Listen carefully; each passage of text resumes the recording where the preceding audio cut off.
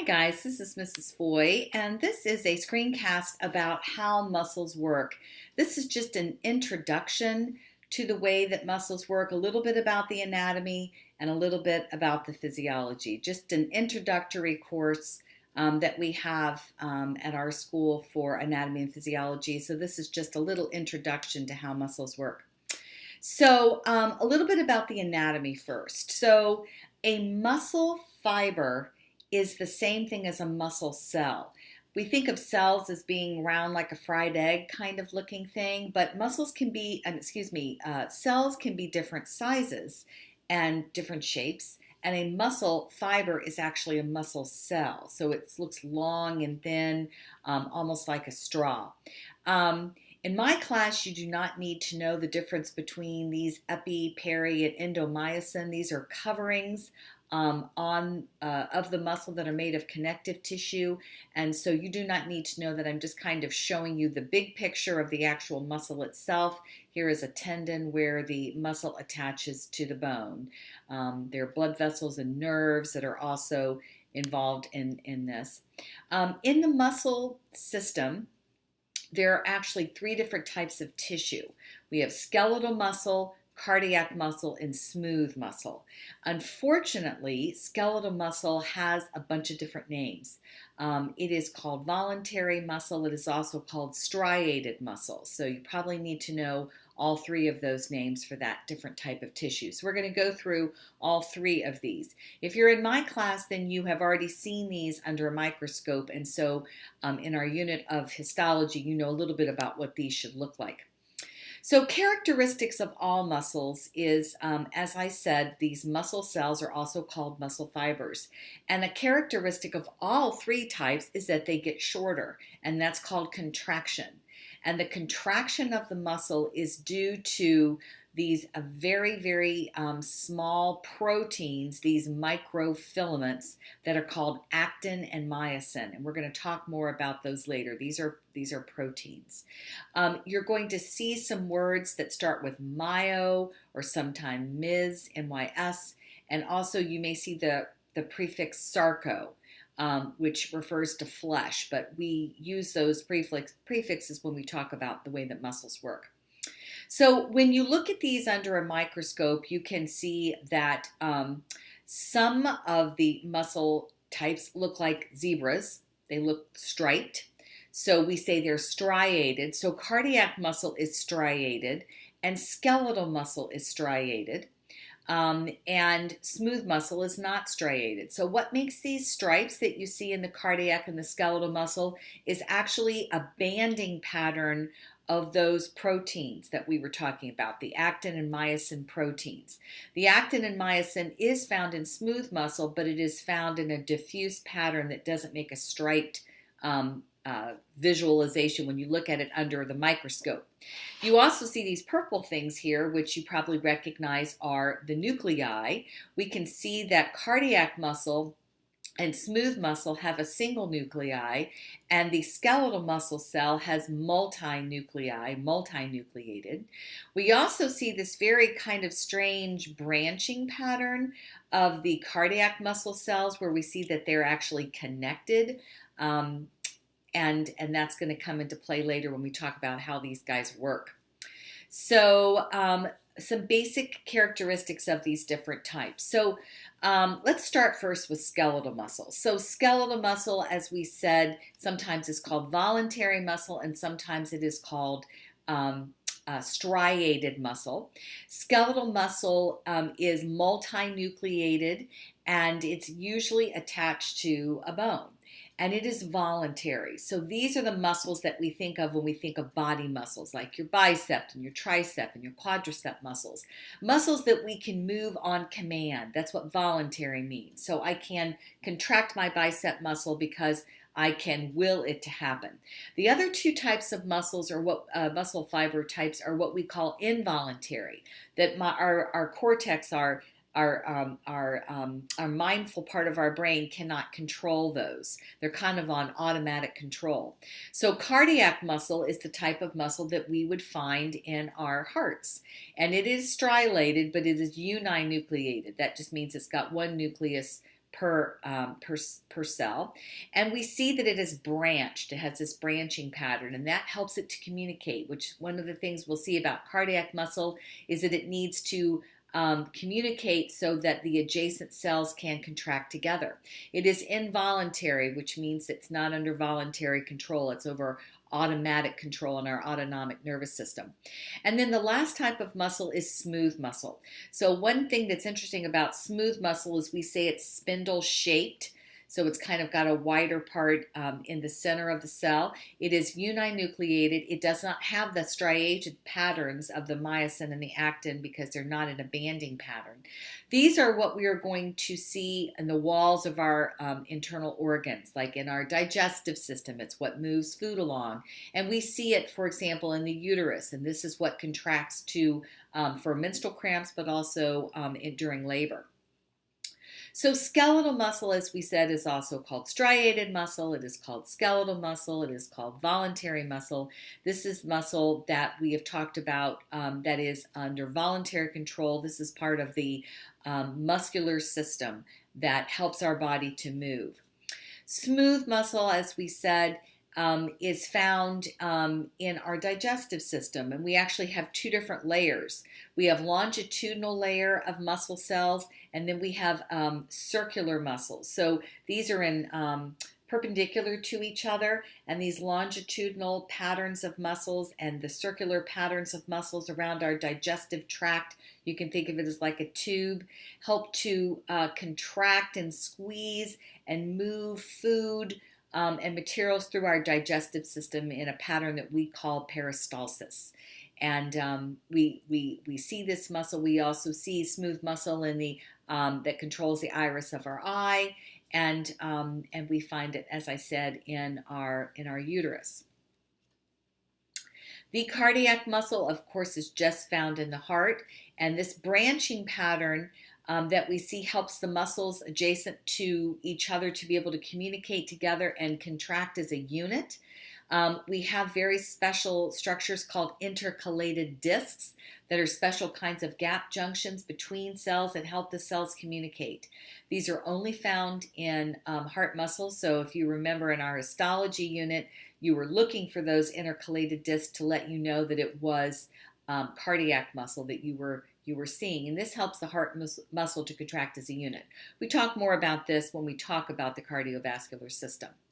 So you might want to pause the video at this point and just see if you can answer these questions. If we were in class doing this, we would stop and turn to our elbow partner and we would talk about these different questions and make sure you can answer them. So pause the video and make sure you can answer these 4 questions before you go on with the screencast today.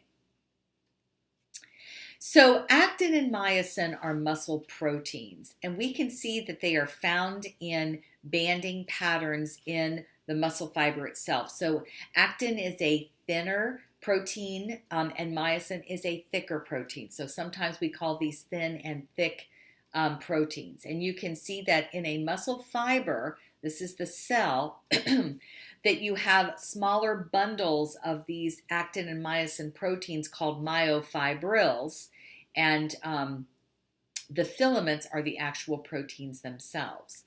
So now we're looking at a cross section of a muscle fiber. So here is the surface membrane, also called the sarcolemma. So you can hear sarco a lot, just a specialized name of this membrane. And we see these myofibrils, which are kind of like bands of thick and thin filaments that are inside this muscle fiber. And we can see that there is this structure, this green structure here, that is called the sarcoplasmic reticulum. So if you remember your cell physiology, you might remember learning about the endoplasmic reticulum, the ER, which is a kind of a storage sac where materials are moved through and modified. In muscles, we call this the sarcoplasmic reticulum, and this is the place where calcium ions are stored. So keep that in the back of your mind, because calcium plays an important role in how a muscle contracts. We also see these things called T-tubules, and these T-tubules are actually, I think of them as kind of wells that go deep inside the actual muscle fiber. So if you were walking along the surface of the sarcolemma, the muscle membrane, and you got to a T-tubule, you would go straight down inside. It's like a deep, deep well. And when you realize what is happening here, all this anatomy makes sense. So if you looked at a myofibril, guys, you would see this banding pattern of the thick and thin filaments that form a unit that we call a sarcomere. And if you looked down a line of the myofibrils, you would see sarcomere, sarcomere, sarcomere, sarcomere. So that is a unit. And what we see in a muscle contraction is that sarcomere is going to get shorter. So these A bands and I bands just have to do with what type of protein fiber that you see in that section. For my class, we're not going to need to know the difference between I bands and A bands and H bands, but in a more advanced class you will. So muscle contractions start when we have a signal from a nerve. And so we see a motor neuron here. So a neuron is a nerve cell, and a motor neuron is a nerve cell that is coming from the brain or the spinal cord out to the muscle. So another way we call motor neurons is we call them efferent neurons with an E. And so we see that this motor neuron is coming and it is innervating, or you can see it's kind of touching. It's not actually touching, but very, very close to touching a bunch of motor myofibrils. And so a motor neuron is a nerve cell that's going to cause that muscle to contract, and a motor unit is a motor neuron and the muscle fibers that it innervates. So what's going to happen is that if we had a cross section of our spinal cord, we can see that these motor neurons start in our spinal cord. And what actually happens is our brain, which is up here, would send a signal through interneurons down through our spinal cord, and then the motor neurons pick up that signal and they go out through our spinal nerves. And you can see that in one big bundle of nerves, there might be several different motor neuron or motor units that we have here. And each motor unit, it is going to innervate several different muscle fibers. And so this is how the signal to contract gets to those muscle fibers. A neuromuscular junction is just what it sounds like. It is where a motor neuron and a muscle fiber touch.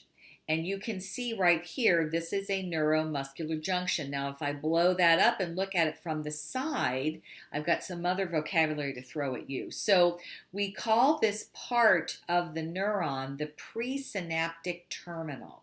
And the reason why we call it this is because, guys, right where the motor neuron touches the muscle cell, there is actually a little space. There's a gap. And that's called the synaptic cleft. And so the synapse or the synaptic cleft is that space between the motor neuron and the muscle fiber. Here, sarcolemma. Remember, that's the special name for the muscle membrane of the in a muscle, the cell membrane in a muscle. And we can see here, these are some mitochondria. So I know I'm inside the muscle cell here.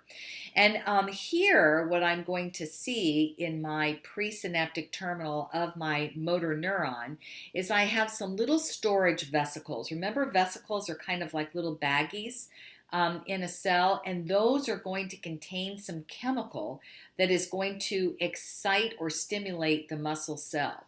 And I see I've got some mitochondria here too, because remember, this is a cell as well. And those mitochondria mean some ATP are going to be made, and we know we're going to need some ATPs to make our muscle contract. So at this point, you might want to pause the screencast and make sure that you can answer these 6 questions. Again, if we were in class together, I would pause my lecture here and give you a chance to make sure that you can answer these questions. If you can't, you might want to pause the video and rewind. So at the neuromuscular junction, let's talk about what's going to happen. This part of the motor neuron is called an axon, by the way, which we'll learn more about when we talk about the nervous system. But again, here are these synaptic vesicles, and they contain a chemical called acetylcholine. We abbreviate that as ACH, acetylcholine. And acetylcholine is a chemical that is going to spread the signal that's coming from the motor neuron down to the muscle itself.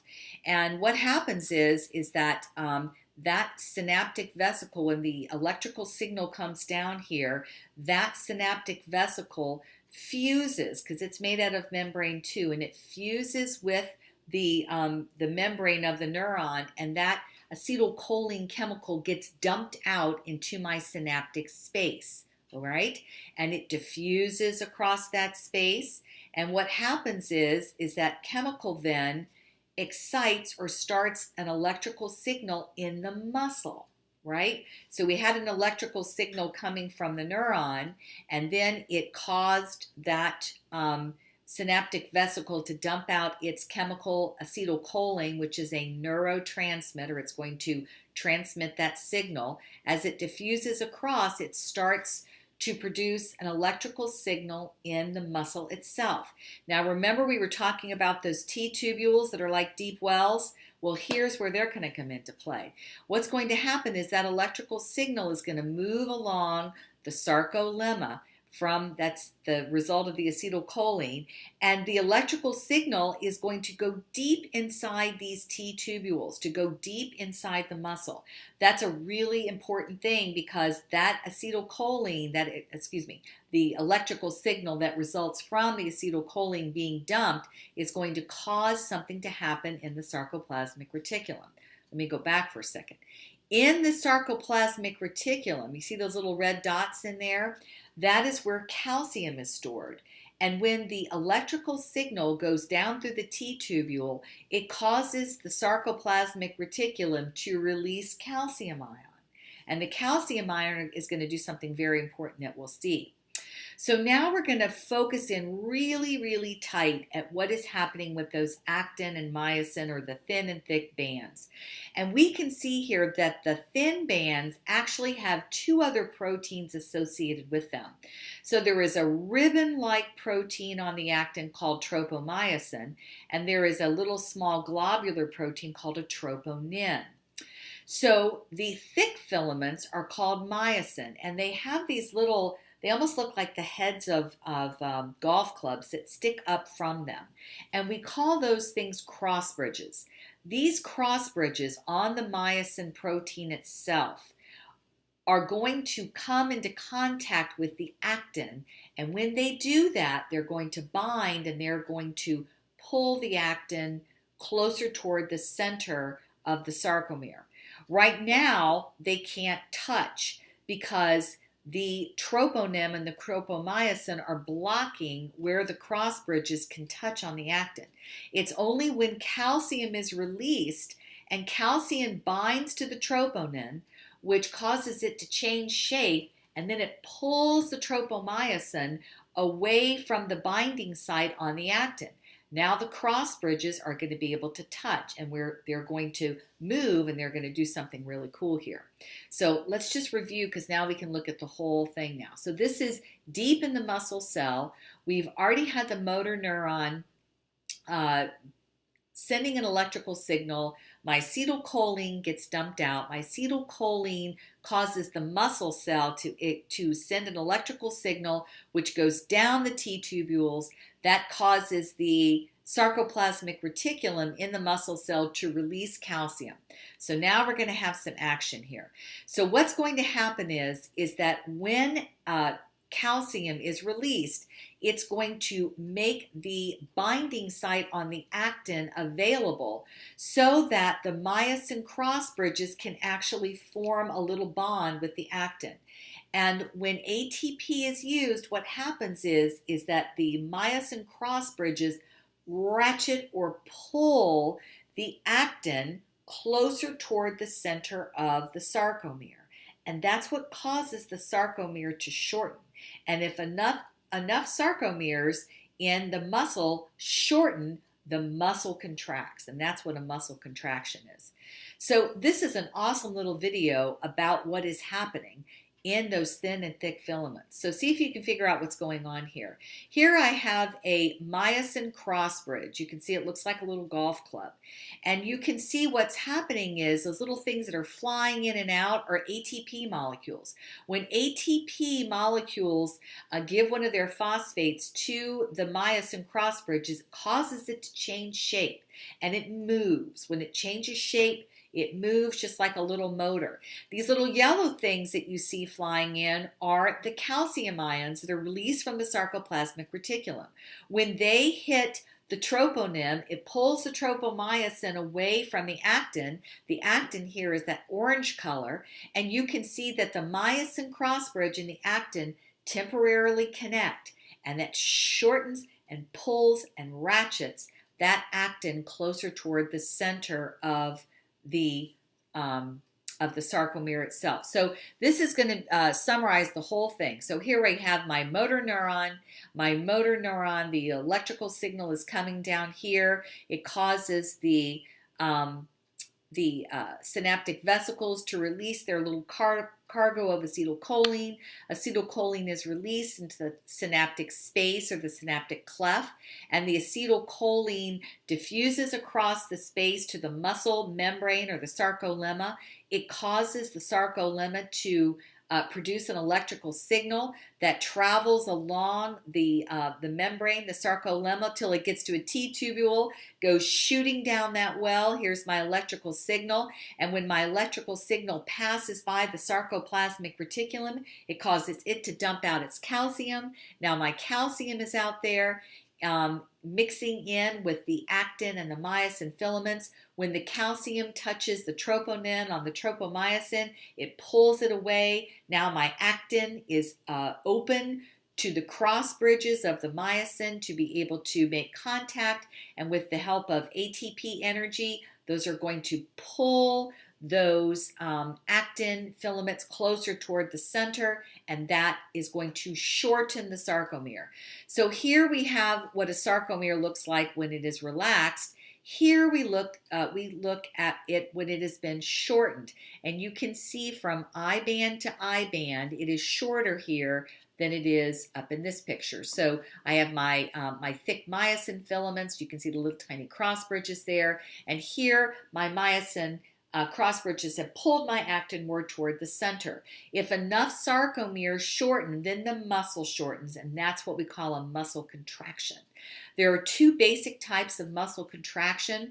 We have an isotonic contraction. In an isotonic contraction, the actual joint angle is decreased, so the bone actually moves that the muscle is attached to. In an isometric contraction, if you're like pushing hard against a wall, you can still have shortening of your sarcomeres, but there's no movement of your actual bone.